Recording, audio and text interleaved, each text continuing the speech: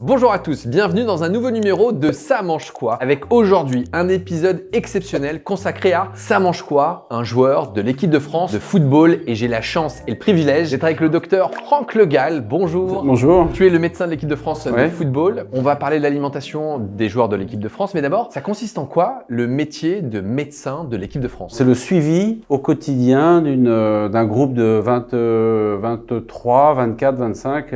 Aujourd'hui, c'est 25 joueurs sur des stages. Les stages, il y a 5 stages dans l'année, septembre, octobre, pour le moment, parce que ça va changer novembre, un en mars et un en juin. Et puis les années de compétition, le stage du mois de juin avec les matchs de compétition est remplacé par l'Euro ou la Coupe du Monde. Le rôle, c'est de suivre les joueurs qui potentiellement vont être convoqués. Il y a une liste de 50-55 joueurs qu'il peut convoquer. Il y a une pré-liste qui est faite, qui est donnée 15 jours, 3 semaines avant. Et puis moi, je dois rentrer en contact avec les médecins de club. Dès lors que le stage approche, il faut que je sois au courant au mieux de toutes les pathologies qu'ils ont. On suit leur temps de jeu. Et puis quand le stage a démarré, l'idée, c'est dès le début du stage, Didier veut avoir le plus tôt possible tous les joueurs à l'entraînement. Il faut savoir s'ils peuvent jouer. Donc normalement, ça on a, les matchs de compétition, ça on a réglé ça en amont à 80-90%. Et puis de temps en temps, il y a des joueurs qui sont un petit peu borderline, un peu limite. Donc dès le début du stage, dès qu'ils arrivent, en fait, dans la matinée à 11h midi, j'essaye de les voir au maximum, peut-être un ou deux après le repas. On met en place ou non des examens complémentaires si on a un doute.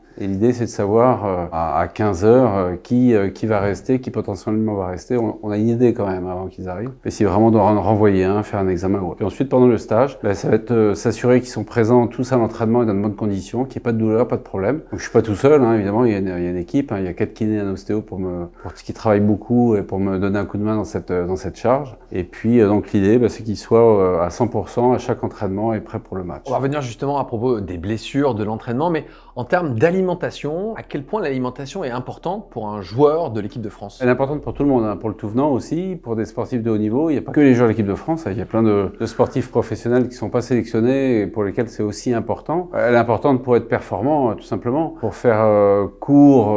S'ils ont 2, 3, 4, 5, 10 kilos de trop, ils seront moins performants que s'ils ne les ont pas. Donc ça, c'est un des critères pour moi basiques de bonne santé, c'est d'être dans les clous au niveau du ratio, l'IMC, au niveau poids masse grasse. Donc on les pèse à chaque début de stage et on a un poids type pour chacun. On les incite pour certains à perdre encore peut-être, à faire ce qu'il faut pour perdre. Mais à partir du moment où ils sont dans les clous au niveau du poids, ils sont performants sur le terrain, ils se blessent pas. Déjà on a fait le plus gros du travail. Après ça va être de l'ajustement. Donc l'alimentation effectivement est importante. Le poids chez un sportif, c'est la performance, c'est entrée-sortie. Entrée c'est ce qu'on mange, sortie c'est ce qu'on va dépenser. Il faut que ce soit en adéquation. Donc c'est souvent des problèmes à la limite de ration, quoi. Il faut pas que les portions soient trop caloriques. Et puis après, ça va être le qualitatif, effectivement, où là, c'est important. Par exemple, au petit déjeuner, qu'est-ce que ça mange un joueur de l'équipe de France? On imagine que ça mange pas des céréales. Si, non, c'est très variable. Si, bien sûr, ils ont été biberonnés, entre guillemets, aux céréales.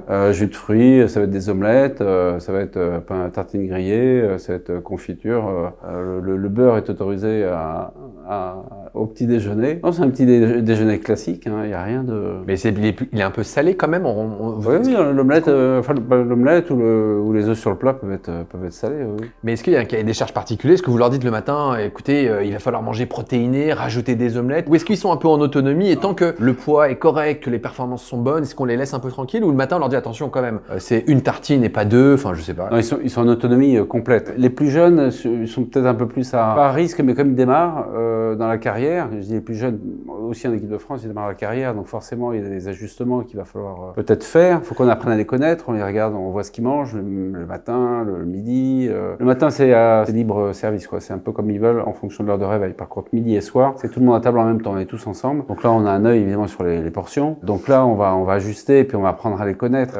Encore une fois, moi j'insiste beaucoup sur le poids parce que c'est vraiment, à mon avis, l'élément le plus important. Et puis après, prenez 10 personnes normalement constituées qui vont bien et qui ont une bonne VMA, qui ont une puissance normale. Une bonne VMA, vitesse maximale aérobie, une bonne puissance aérobie. Ils mangent pas tous la même chose, donc on est obligé quand même, heureusement qu'ils sont pas tous formatés pour manger la même chose. Il y a des individualismes des particularités qu'il faut respecter. Est-ce que vous leur donnez des conseils nutritionnels? Est-ce qu'il y a une réunion, un moment où vous leur dites attention l'alimentation d'une façon générale? Est-ce qu'il y a des choses, on va dire un cours, des explications autour de l'alimentation? Alors ça, c'est fait en club régulièrement. Il y a beaucoup de nutritionnistes, diététiciens maintenant dans les clubs. Nous, on n'en a pas ici. On leur a fait un topo là, la semaine dernière sur justement ce qu'on attendait d'eux en termes de récupération. Donc, il y a une partie récupération qui est une partie alimentation, hydratation, sucre rapide, à quel moment on réintroduit les sucres lents et des protéines à prendre. Donc, on leur a fait ce topo-là. Et de façon générale aussi sur les apports. On les embête régulièrement, effectivement, au cours de discussions informelles, individuelles. Et puis en groupe, effectivement, on leur a fait un topo la semaine dernière sur ces notions-là. Pas en insistant que sur l'alimentation. Il y a aussi tout ce qui va être massage à côté, les bains froids, le sommeil. Enfin, on aura l'occasion d'en reparler. Mais tous ces éléments sont importants. Parce que l'alimentation, est-ce qu'elle peut varier?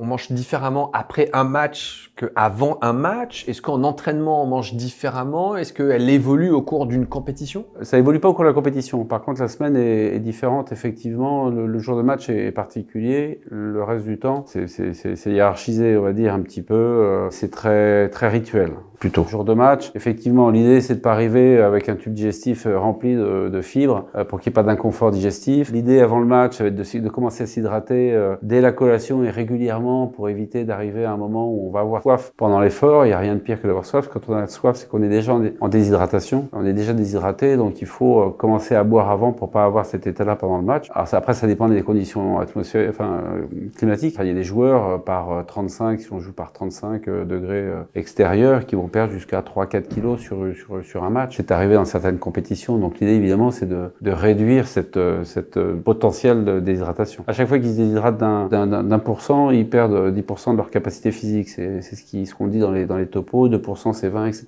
Donc évidemment, l'hydratation va être importante. Puis après, il y a tout ce qui est apport de sucre. Donc depuis le début de l'entrée d'échauffement jusqu'à la fin du match, on peut apporter des sucres rapides qui vont être rapidement utilisés par l'organisme pour apporter de l'énergie au niveau des fibres musculaires. Comme quoi, je sais pas, on mange une banane, on mange... Oui, une banane ou des boissons sucrées. On leur prépare des boissons sucrées isotoniques qui leur permettent des apports réguliers pendant l'échauffement et pendant le match s'il y a besoin ou à la mi-temps. Boissons sucrées isotoniques, on rappelle pour le grand public qui nous regarde, c'est pas des boissons gazeuses qu'on va trouver en supermarché, c'est des boissons qui vont contenir du sucre. Elles sont pas gazeuses. Hein. Pour l'effort, faut pas être gazeux. Pour l'inconfort digestif, en période de récupération après match, on leur propose des boissons gazeuses, sans filer vers les marques, mais bon, la plus salée, la plus minéralisée, c'est la ceinture. Mais autrement, une boisson gazeuse après match minéralisée va être intéressante à utiliser. Mais maintenant, comme tout se fabrique, on fabrique des électrolytes, on a même une petite pastille électrolyte qu'on rajoute dans les boissons. Quand l'eau est plate, on rajoute des électrolytes avec une pastille effervescente qui sont pas très bonnes en général à boire, ces boissons.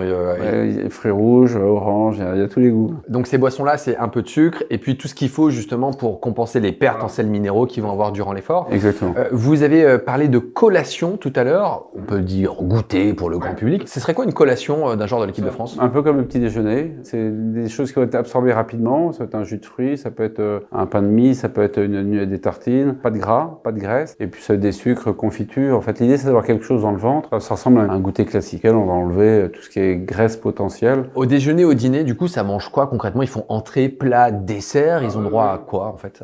Ils ont droit à tout. On enlève dans les plats en sauce. On leur propose de manger le plat et pas trop de sauce. Ah oui? Pourquoi la sauce?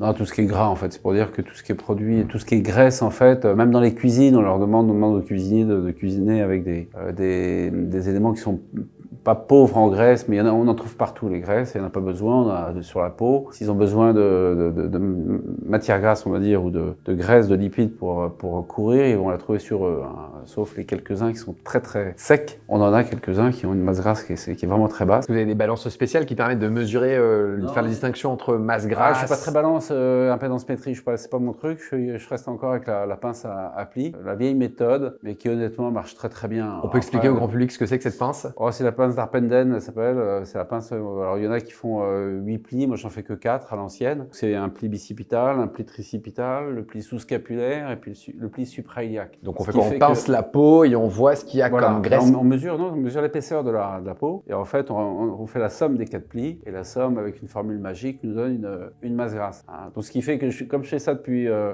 93, depuis que je suis arrivé à Clairefontaine, je le faisais avant pendant mes études en service de médecine du sport. Maintenant j'ai un vrai TOC, c'est un c'est presque un toc, c'est que quand j'envoie un ancien, je suis plus près de lui, je lui dis bonjour, et puis je peux pas m'empêcher de prendre de prendre le pli cutané pour savoir s'il a pris ou pas. Ça va rester longtemps. Les gens, ils le prennent comment ça d'ailleurs? Ouais, il sourit, oui, je le fais de façon bienveillante, on va dire.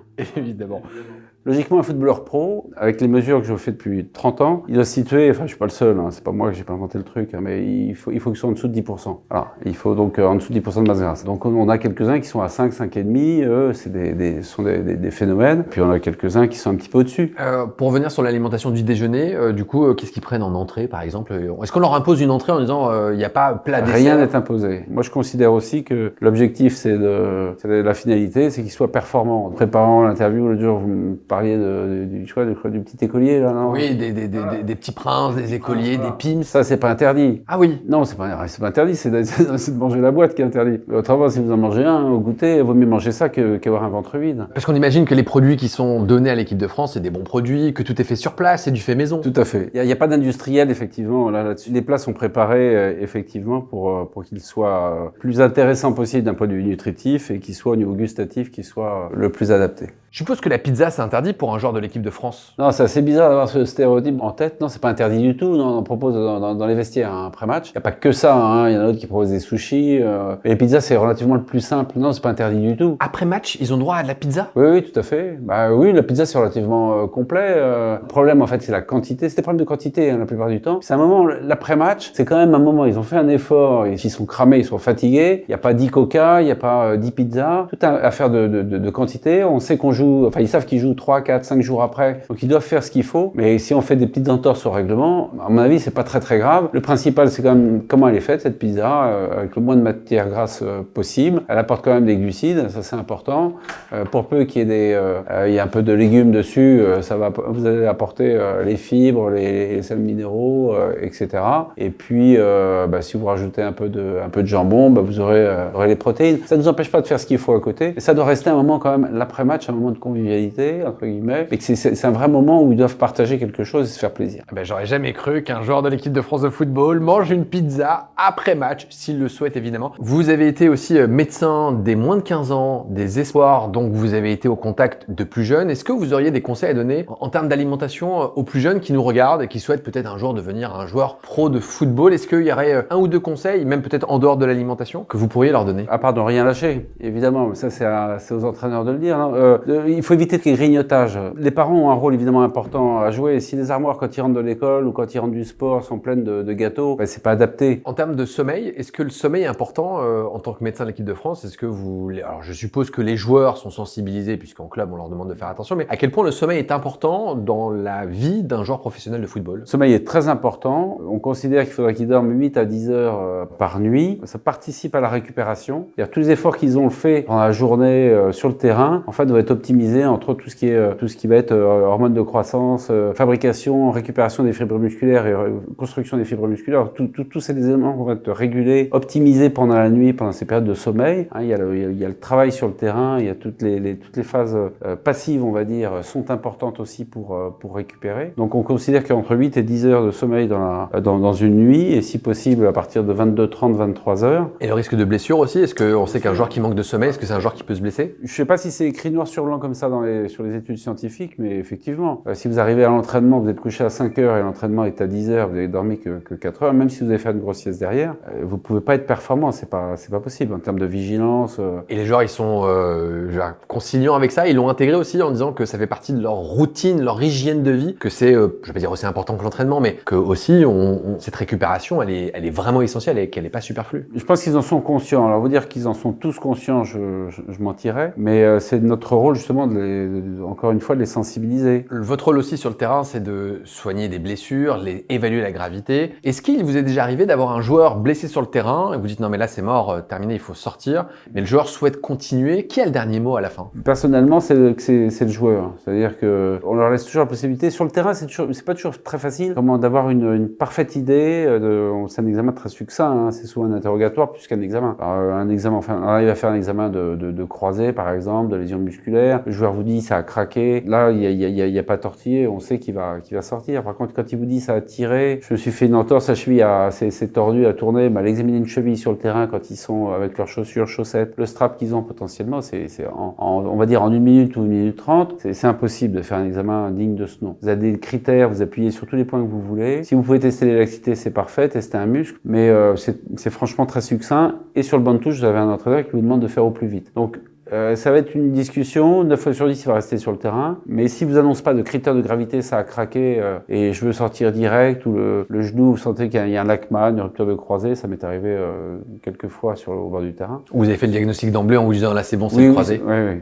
C'est arrivé pour Lucas Hernandez contre l'Australie au Qatar par exemple. En club, j'en ai eu 2 ou 3 comme ça. Mais voilà, et autrement, ça a tiré, machin, qu'est-ce que je fais? Moi, si le joueur me dit, j'ai un exemple en tête, il me dit je veux y retourner, finalement c'est pas grave. Moi je préfère qu'il y retourne plutôt qu'il lève la main. En cas d'entorse de cheville, est-ce que vous avez un conseil à donner? Qu'est-ce qu'il faut faire? Qu'est-ce qu'il faut surtout pas faire? Et ça c'est d'ailleurs valable pour les joueurs, mais aussi pour le grand public. Celui qui s'entraîne et qui fait une petite entorse de cheville, qu'est-ce qu'il a intérêt à faire ou ne pas faire? Moi c'est déjà arrêter son activité. Si potentiellement la cheville, l'entorse de cheville généralement, le craquement là où on l'a pas, mais il y a un hématome immédiat qui se met en place sur le lieu de la lésion ligamentaire, c'est-à-dire qu'on glace, on comprime, on met en décharge et on surélève le membre. Voilà. Donc s'il y a une paire de béquilles ou autre, si on arrive à comprimer la zone pour éviter la formation de l'hématome ou diminuer sa formation, et si on refroidit un peu, alors le froid n'a pas de très bonne presse aujourd'hui, mais pendant 24-48 heures, c'est bien de refroidir la zone, à mon sens. On fait encore, il y a des appareils pour ça et ça marche très bien à mon sens. Par contre, au bout de 2 jours, on a le droit de se poser la question de savoir si ça vaut le coup de continuer. Il faut faire très attention, c'est aux bombes de froid, parce que là on peut se brûler la peau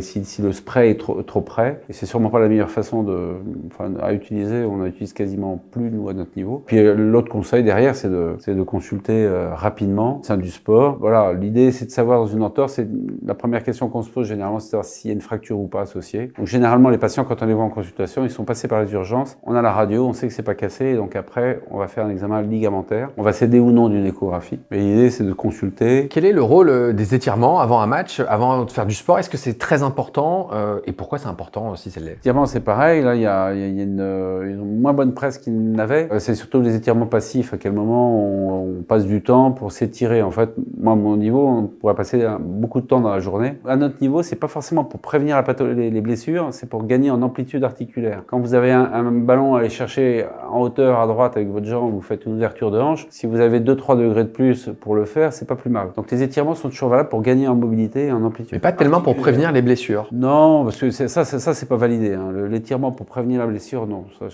c'est pas validé. Alors, par contre, ce qui est important, c'est quand vous préparez l'effort, l'étirement il doit pas être passif, c'est-à-dire que ou le moins possible. Vous allez toucher vos pieds, vous maintenez la position pendant jambes tendues pendant 10 secondes, vous allez redonner une longueur à l'ischio, et ça c'est l'étirement passif. Ce qu'on privilégie avant le travail sur le terrain, c'est les étirements activo-dynamiques où vous allez étirer en même temps que vous contractez le muscle. Donc vous faites un équivalent de travail excentrique, donc en course externe, le muscle est étiré, vous contractez, et là vous allez tirer sur les fibres, sur les aponevroses, tout ce qui se pète en fait, tout ce qui se déchire sur un muscle. Et juste après, vous relâchez l'étirement et vous activez le muscle, c'est-à-dire vous faites une contraction musculaire. Et cet échauffement, il prévient pas les blessures. Moi, je m'étais dit que cet étirement... Il prépare à l'effort, mais par contre, il faut le faire. Et après un effort, les étirements post-effort, c'est la même chose? Alors, c'est le post-effort où l'étirement n'a pas bonne presse aujourd'hui par beaucoup. Il faut pas s'étirer après l'effort. Moi, je pense que après un retour au calme, et si vous derrière, vous mettez quelques étirements justement parce que le muscle après l'effort n'a qu'une tendance, c'est à se contracturer. Pour redonner de la longueur, c'est bien. Et si vous le faites le lendemain, c'est très bien aussi. En cas d'élongation, de claquage, là on arrête l'effort,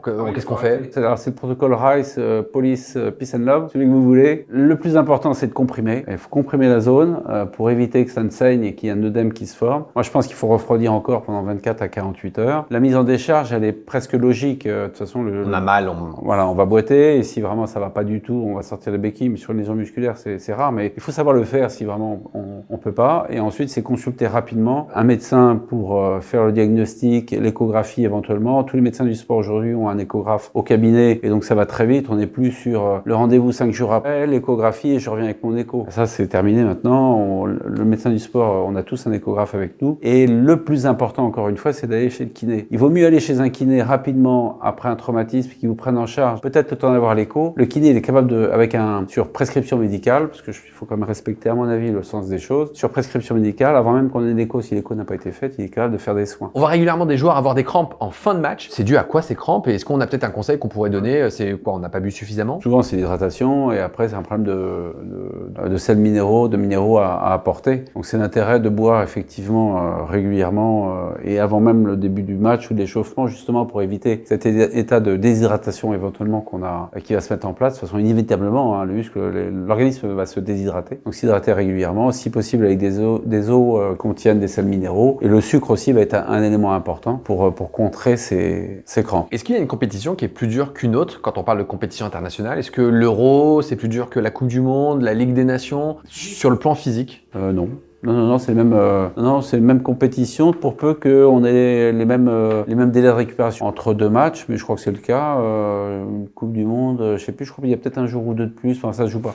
Non, c'est les mêmes niveaux de difficulté pour les joueurs. Eh bien écoutez, c'était un plaisir, on a appris plein de choses autour de l'alimentation, du sommeil, aussi des blessures finalement, on a fait quelque chose d'un petit peu complet. Merci d'avoir répondu à toutes mes questions. Je vous en prie, c'est un plaisir aussi pour moi. Merci beaucoup.